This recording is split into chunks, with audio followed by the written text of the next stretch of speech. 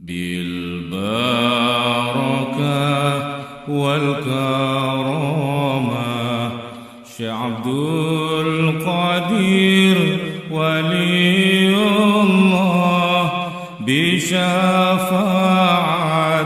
نبي محمد بإذن الله ورضا الله.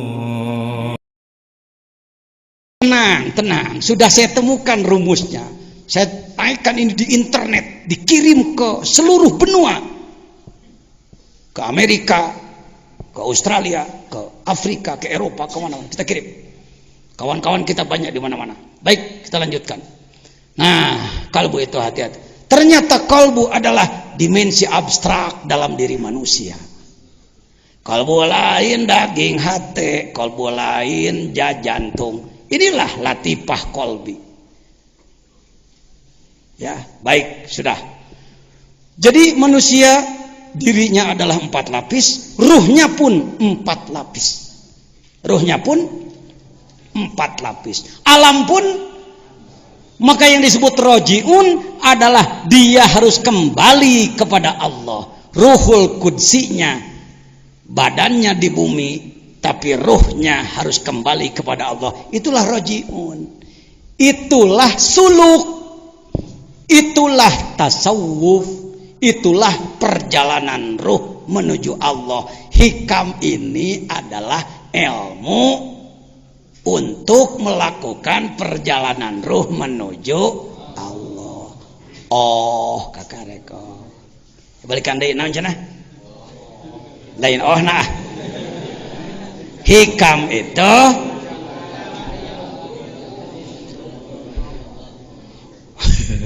jadi jadi hantam jadi bahas itu yang jadi pembahasan hikam jadi ngawur. Inggang mangi hiji hikmah ngago goreng nu beunghar, ngago goreng tukang usaha, ngago goreng pejabat, menjelek-jelekan orang yang gelarnya tinggi. Mana tanda? Karena memang hikam, sebut saja main poli yang dipakai aturan catur. Mainnya main poli nu dipakai aturan puguhe beda ranah. Ini ranah bagi orang yang melakukan perjalanan ruh menuju. Siapakah yang harus rojiun? Semua manusia harus rojiun, tidak terkecuali. Potong heula ku anak etana. Sebab Anda mungkin berpikir, nya ipantara jangan jejen si pan abdi mah bangsa kieu teh geus bae. Muncul lagi pemikiran seperti itu dalam hati Anda. Betul? Aya na pikiran, aduh gimana jangan putus asa lagi. Maaf. Pernahkah Anda melihat pemulung? Ada pemulung? Apa yang diambil? Ember pecah, ember baru. Botol bekas, botol baru. Untuk apa dia mengambil? Daur ulang. Untuk apa daur ulang? Dibuat baru kembali. Wali itu daur ulang, tahu? Kalau Nabi eta mah master, contoh ti ditu. Teu aneh Nabi bager. Kalau Nabi soleh, Nabi baik, teu aneh memang ti ditu nage maksum. Eta nu hebat mah. Bubututan jadi alus deui.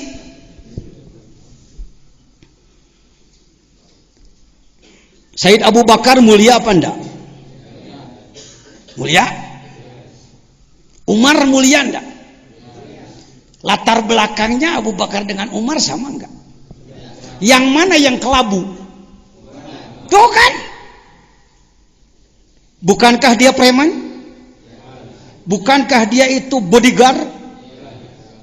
Sopan aja kita ngomong geus beak botol sabaraha botol arak sudah menghabiskan berapa wanita, kita sopan aja nggak ngomong begitu pada beliau kan, karena hormat beliau adalah mertua Rasul.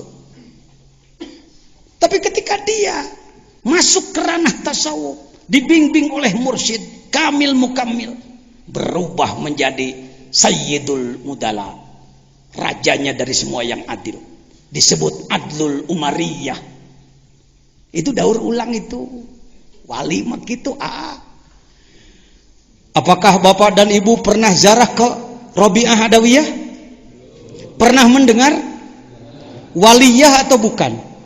Mulia apa enggak? Hebat? Saya sudah ziarah ke makam beliau. Ziarah di Mesir. Allahu Akbar. Saya bertanya kepada juru kunci, ayuhas syaihu agullak, kam rakaatan dia salat kullu yaumin wa lailah? Berapa rakaat dia salat sehari semalam? Alf rakaat, subhanallah, kata dia. 1000 rakaat salat sunatnya. Rabi'ah Adawiyah 1000 rakaat salat sunatnya. Tapi kalau Anda melihat latar belakang, enggak keberatan saya menyebut. Mantan aya awewe bengal teh naon? Gitulah, anak mah teu nyebutna dirinya nyebut ha. Jablay.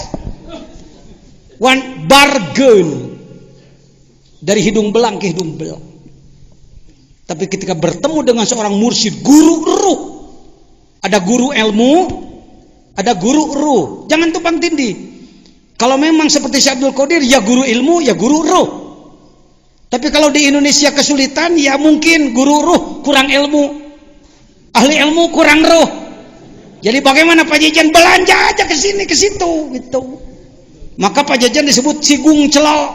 Di dia aya, di ditu aya jajan mah. Kunaon jajan masantren di Cikole, hayang paham patul muin. Kenapa Pak Jajan nyantren di Sadang, hayang timu Alpiah Ibnu Malik.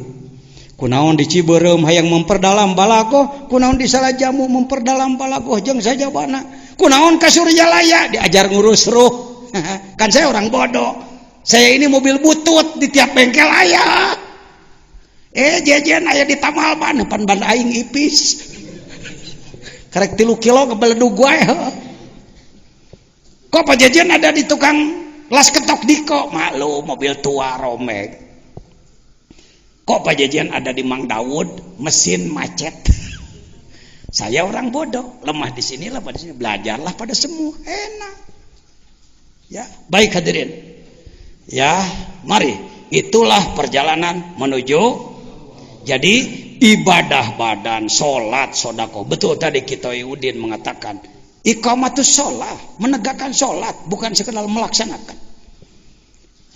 Karena kita harus melakukan perjalanan ruh menuju Allah. Berapa kilometer sulit diukur. Dari bumi ke matahari saja 90 juta kilometer. Kalau dari sini sampai langit, ting sabaraha. Langit 1, langit 7, ting sabaraha. Tetapi dengan izin Allah, manakala orang memasukkan diri ke rel, ke ranah, ke koridor, dan ia bersungguh-sungguh, sering ia mendapatkan jemputan Allah. Nanti di depan ada ihtadar rohiluna binu bi anwari tawajjuh wal wasiluna lahum anwarul muwajah. Tidak ada orang yang tembus kepada Allah dengan dirinya, yang sampai kepada Allah, yang dijemput oleh Allah, yang dijemput oleh Allah. Orang yang sudah jelas capeknya dulu. Saya ambil contoh, main apa? Main rebutan. Panjat pinang ada ya, panjat pinang.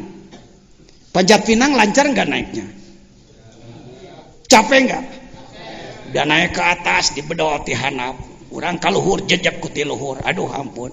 Udah deket ke atas diseblok deui make oli haram jadi. Allahu Akbar, capeknya luar biasa.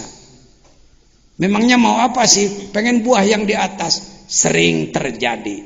Buah gantungan belum dicapai. Bos sudah memanggil dari dalam rumah. Sudah cukup. Naiknya cukup. Hadiah untuk kamu sudah tak sediakan di rumah. Ya, itu yang di atas cuma tipi-tipian. Di dalam tipi 21 in ambil. Melakukan perjalanan ruh menuju Allah itu tong bingung-bingung ting, penting orang mah capek we ayo we ibadah. Saya sudah 9 tahun menjadi ketua penegakan syariah Islam di Sukabumi. Terus ngagerakeun terus. Nanti datang jemputan Allah. Bro. Lain kieu, di manaeun? Bogoh itu manaeun da? Eueuh gawe ho. Gawe. Sampai saya membuat gerakan pengamalan rukun Islam secara sungguh-sungguh. Untuk menghidupkan berjamaah subuh sampai seperti di sini tidak mudah itu. Katanya di sini ya bisa ratusan lah masyarakat. Itu bagaimana ilmunya Pak Jejen? Sampai hari ini belum berhasil. Mau digerakkan, alus teh digerakkan lungse. Kan baik gitu, gawean itu penting. Saya dulu keliling sendiri Pak, pakai motor ke Kalbur Kidul, hudang, gugah, tayo masjid. Daekeun berjamaah subuh ti karada loba. Kebenaran dipotona keur loba heuh. Bisipan memeh enteng ngomong, anak heula nu ngomong heuh. Oh eta mah beneran dipotona keur loba. Mineng di masjid ieu berjamaah subuh teh sakieu tuh. Kan soal fikih malanan. Itu cenpan awewe mah alus keneh di imah. Benar, betul. Perempuan lebih baik di rumah. Kalau perempuannya seperti di Taif tidak boleh keluar rumah. Saya setuju, pakai usul fikih dong. Wong di kita di pasar penuh dengan perempuan. Numpak motor cing jarius awewe kemana-mana. Ai ka masjid teu meunang. Itu usul fikih di mana ngaji teh mana itu. Seri itu aja. Ai diajak mikir jernih mah jelema kahartieun. Nu ripuh di ente awewe lalaki eueuh. Alhamdulillah kita berani mengatakan begini, saya testimoni, ada pembuktian dulu. Ini sudah berjalan 20 tahun. Terus saya fluktuatif naik turun. Kan bae da urang anu penting capek gawe. Nu repot mung gawe-gawe acan. Putus asa pemenangnya. Jangan begitu. Baik, saya percepat hadirin. Sampai di mana tadi? Sampai usul kembali kepada rojiun kepada hikam. Ini adalah apa? Manuver teknis bagaimana menghadapi gangguan-gangguan dalam melakukan perjalanan ruh menuju Allah. Baik, mari kepada apa tadi mabadi asyrah. Maudu'nya af'alul qalbi. Sasarannya adalah pekerjaan kolbu. Hati-hati, kolbu bukan daging hati. Jangan macet, otak Anda jangan macet. Kalau Anda macet bahwa kolbu adalah daging hati, hikam ini tidak akan berguna untuk Anda. Dunia rata-rata di Arab sekalipun di Timur Tengah memahami bahwa kolbu adalah daging hati. Ke kolbu dulu Kang Ibnu supaya jelas. Sebab ini maudunya kolbu. Yang tadi gambar awal. Dalam diri manusia ada jantung, ada daging hati, ini ginjal, ini paru-paru. Paru-paru suka merokok penyakitnya paru-paru, tidak merokok penyakitnya rupa-rupa. Eta mah heureuy tong diwarona gitu. Malu mau balik guys ngomong sok ngacapruk. Kita kental sekali yang disebutkan kalbu adalah ini, daging hati. Daging hati itu liver. Bahasa Arabnya kabid ya. Ini jantung, ini yang sering disebut sonubari. Jawab dulu, nggak apa-apa, salah juga nggak apa-apa. Sonubari, ngomong. Sonubari. Sanubari. Pernahkah sanubari saudara tersayat? Pernah mengalami sakit hati? Jadi sanubari itu fisik atau perasaan? Luaran atau daleman? Yakin? Tidak ragu-ragu? Keliru.